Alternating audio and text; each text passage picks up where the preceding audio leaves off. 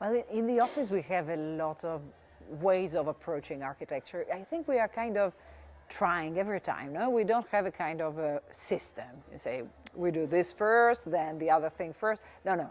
We just try. And our effort is to bring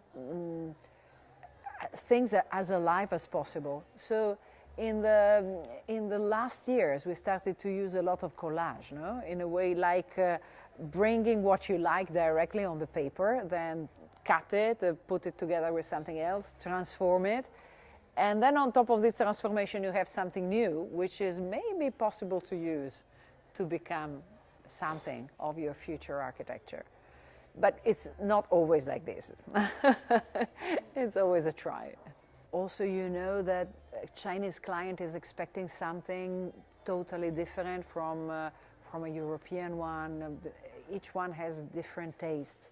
And we are trying to adapt. But of course, we are still in a kind of the, let's say, the brand of the house, sometimes we say, or the taste of the house. So you cannot be so totally different. But a little bit, no, in the way of explaining yourself or communicating.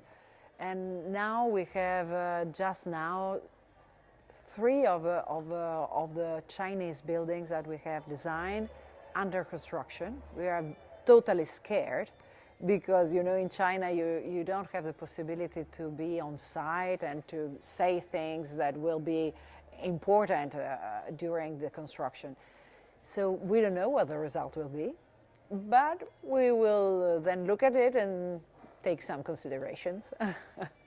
Sometimes in Spain or in Europe, we have this consideration that there is a kind of a common background that permits you to be very involved about details.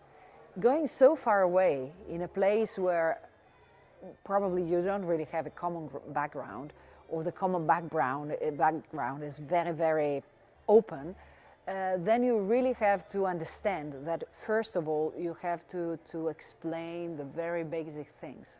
So I'm re-understanding how important the basic is. I experimented on myself, let's say in our office.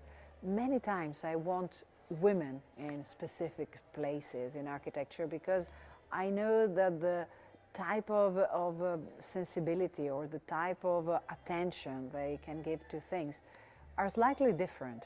And I think women we can introduce into not only architecture but more disciplines in the world.